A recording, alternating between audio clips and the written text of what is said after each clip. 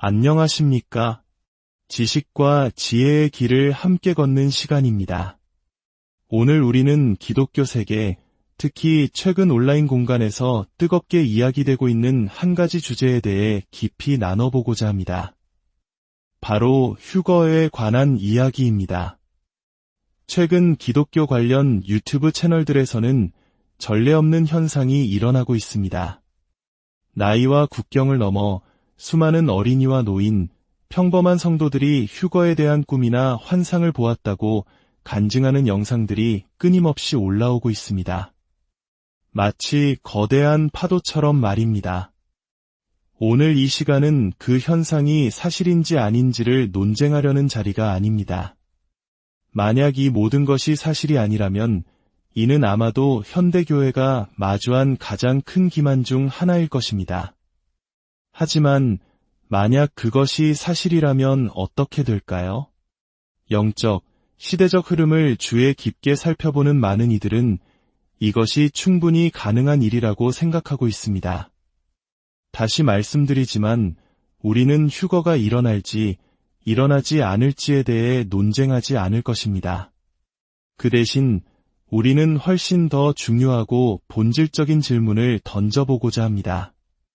이 모든 현상 앞에서 우리는 어떤 결론을 내려야 할까요? 우리가 붙잡아야 할 가장 중요한 가치는 과연 무엇일까요? 다가올 휴거의 순간은 당신이 어느 교단에 속해 있는지, 어떤 신학적 전통을 따르는지를 묻지 않을 것입니다. 만약 그날이 정말 온다면 당신의 교회가 휴거가 대환난 전에 일어난다고 가르치는지, 환난 중에 일어나는지, 혹은 환난 후에 일어나는지는 더 이상 중요하지 않게 될 것입니다. 그 순간 오직 단 하나의 질문만이 중요하게 남을 것입니다. 당신의 마음 속에 그리스도의 빛이 빛나고 있습니까? 당신의 등불은 환하게 켜져 있습니까? 은유를 거두고 더 직접적으로 묻겠습니다.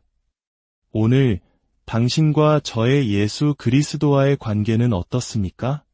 당신은 진심으로 그분을 믿고 있습니까? 그분이 이미 당신 삶의 주인이 되셨습니까? 매일 자신의 십자가를 지고 그분을 따르고 있습니까? 당신의 마음속에 성령님이 주시는 그분을 향한 사랑이 뜨겁게 타오르고 있습니까? 성경을 읽고 기도로 대화하며 그분과 동행하는 시간을 보내고 있습니까? 그리고 거룩함을 추구하고 있습니까? 사도 바울은 히브리서에서 거룩함이 없이는 아무도 주를 보지 못하리라고 기록했습니다. 거룩함은 물론 교회사 속 위대한 성인들의 것이지만 단지 그들만의 것은 아닙니다. 우리 모두는 날마다 그분께서 우리를 깨끗하게 하시고 거룩하게 하시도록 우리 자신을 내어드리도록 부름받았습니다. 혹시 아직 복음이 무엇인지 확신이 서지 않는 분이 계시다면 제가 지금부터 예수 그리스도의 기쁜 소식을 몇 가지 명확한 문장으로 나누고자 합니다. 이 귀한 나눔이 더 많은 분들에게 전달될 수 있도록 구독과 좋아요를 통해 하나님의 은혜를 함께 나누어 주시면 감사하겠습니다. 여러분의 작은 실천이 누군가에게는 큰 위로와 희망이 될 수 있습니다. 전능하시고 거룩하신 하나님께서 우리를 창조하셨습니다. 하지만 우리는 타락한 천사의 말에 귀를 기울였고 죄를 지었습니다. 그 원죄는 바로 교만이었습니다. 스스로 하나님처럼 되려는 마음, 그리고 교만은 다른 모든 죄들을 낳습니다. 우리는 우리 삶의 주인이 되어 우리 위에 누구도 없이 살고 싶어 합니다.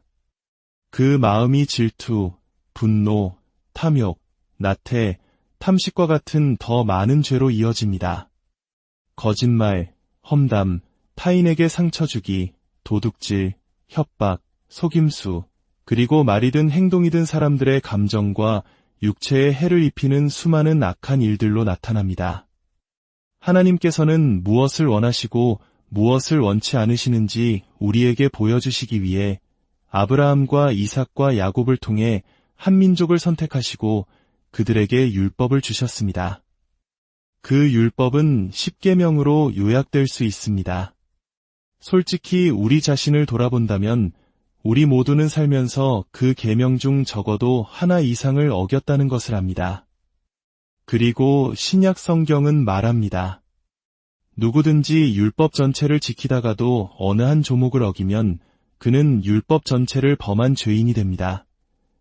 하나님은 영원하시고 거룩하시며 우리가 그분에게서 돌아서기로 선택할 때조차 우리의 선택을 존중하십니다.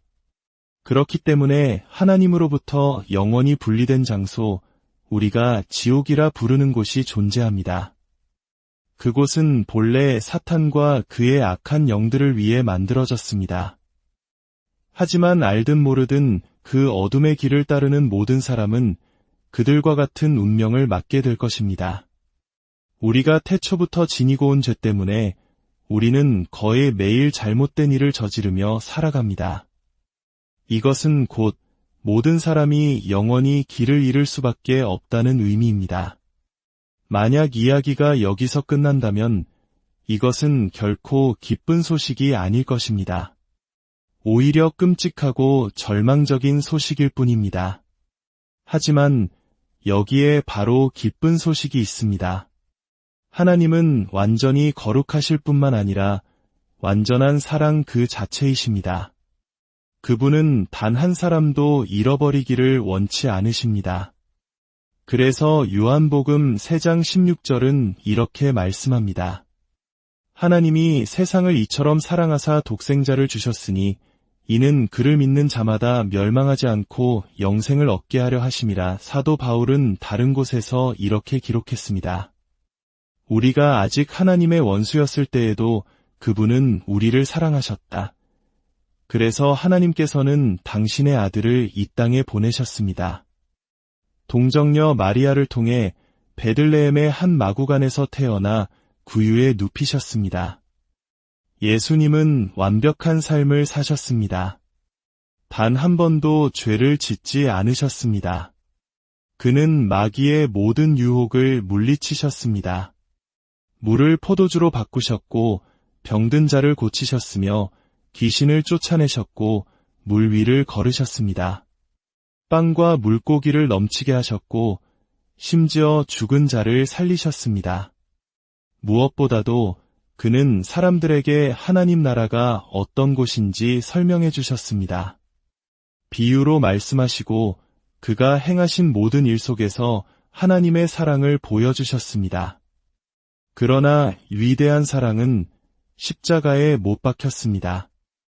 예수님은 가장 잔인한 방법으로 고문을 당하셨습니다. 채찍에 맞고 조롱당하셨으며 그 십자가 위에서 수치스러운 죽음을 맞으셨습니다. 이사야 선지자는 그가 모든 사람에게 멸시를 당하고 고통과 슬픔, 두려움과 고난에 휩싸일 것이라고 예언했습니다. 온 세상을 말씀으로 붙들고 계신 그분이 기꺼이 두 손을 뻗어 우리의 죄와 허물을 십자가 위에서 짊어지셨습니다. 그래서 성경은 그분을 하나님의 어린 양이라고 부릅니다. 이사야 신세장은 이렇게 증언합니다. 그는 실로 우리가 받아야 할 고통을 대신 받고 우리가 겪어야 할 슬픔을 대신 겪었다. 그러나 우리는 그가 벌을 받아 하나님께 맞으며 고난을 받는다고 생각하였다. 그가 찔린 것은 우리의 허물 때문이고 그가 상처를 받은 것은 우리의 죄악 때문이다. 그가 징계를 받음으로써 우리가 평화를 누리고 그가 채찍에 맞음으로써 우리가 나음을 입었다. 그리고 하나님께서는 죄 없으신 아들의 희생을 받으셨습니다. 그렇기에 무덤은 그를 가두어 둘 수 없었습니다. 구약의 시편과 선지자들이 예언했던 그대로 예수님은 사흘 만에 죽음에서 부활하셨습니다. 제자들을 사도로 세우시고 하늘로 승천하셨으며 오순절에 성령님을 보내주셨습니다. 이것이 바로 하나님 나라의 복음입니다. 그리스도의 희생을 통해 누구든지 그를 믿고 죄에서 돌이켜 그를 따르는 자는 구원을 받을 수 있습니다. 성령님께서 우리 안에 거하기를 원하십니다. 성경은 심지어 성령님을 그리스도의 영이라고 부릅니다. 그분이 우리 안에 우리가 그분 안에 있는 것입니다. 우리는 그분과 깊고 인격적인 교제를 나눌 수 있습니다. 이제 질문은 이것입니다. 당신은 이 모든 것을 당신 자신의 삶으로 경험하셨습니까? 나는 예수의 보혈로 내 모든 죄가 씻겼다는 것을 확실히 합니다. 라고 고백할 수 있습니까? 그리스도의 빛이 당신의 마음속에 이미 떠올랐습니까? 그리고 그 빛을 다른 사람들과 나누고 있습니까? 장차올 영광에 대한 소망, 즉 그분과 영원히 함께할 것이라는 희망을 품고 살아가고 있습니까? 아니면 당신의 죄의 산이 여전히 당신을 고소하고 있습니까? 지금 당신이 쉬는 모든 숨결은 하나님의 은혜와 사랑의 증거입니다. 지금은 여전히 은혜의 때입니다. 당신은 있는 모습 그대로 그분께 나아갈 수 있습니다. 당신의 죄의 무게가 아무리 무거울지라도 그분은 당신을 결코 거절하지 않으실 것입니다.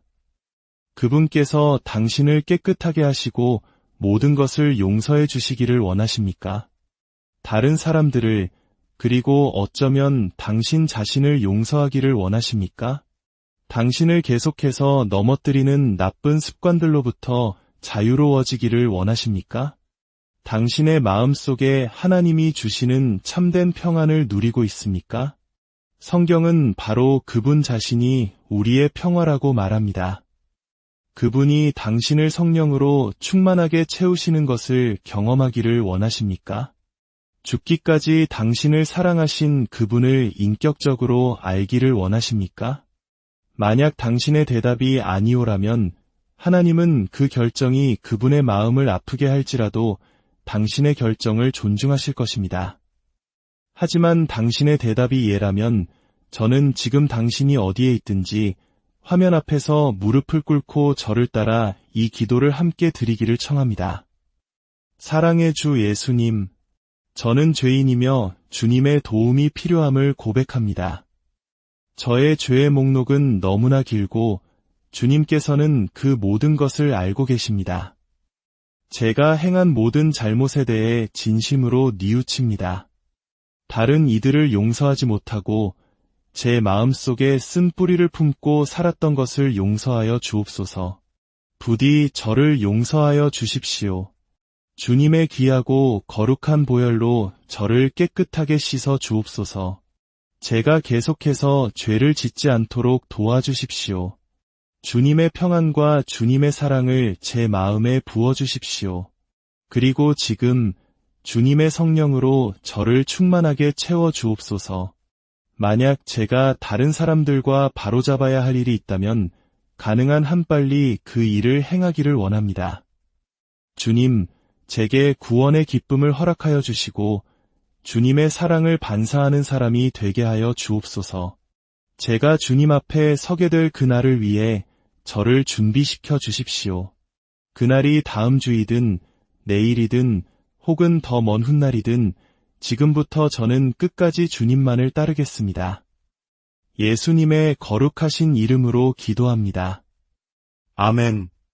만약 당신이 마음으로 이 기도를 드리고 입으로 예수 그리스도께서 당신의 주님이심을 고백했다면 당신은 결코 멸망하지 않을 것입니다.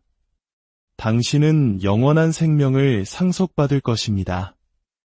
혹 우리가 기대하는 방식으로 일들이 일어나지 않는다 할지라도 당신은 예수님께서 당신의 삶을 어떻게 변화시키시는지 보게 될 것입니다. 그분이 어떻게 당신을 품으시고 위로하시며 아름다운 미래를 주시는지 경험하게 될 것입니다. 그분이야말로 당신의 삶에 의미를 주시는 분입니다. 삶에서도 죽음에서도 그리고 만약 많은 그리스도인들이 기대하고 소망하는 것처럼 휴거가 곧 일어난다면 그 순간에도 가장 중요한 분은 바로 예수 그리스도이십니다. 이 영상을 준비하고 카메라 앞에서 이야기하는 것이 제게는 결코 쉽지 않은 일이었습니다. 하지만 이것이 제가 해야 할 일이라는 마음의 감동이 있었습니다. 하나님의 크신 은혜와 축복이 여러분과 함께 하시기를 빕니다. 그리고 머지않은 날 저 영원한 하나님 나라의 영광 속에서 우리 모두가 기쁨으로 다시 만나게 되기를 진심으로 소망합니다. 그날까지 주님 안에서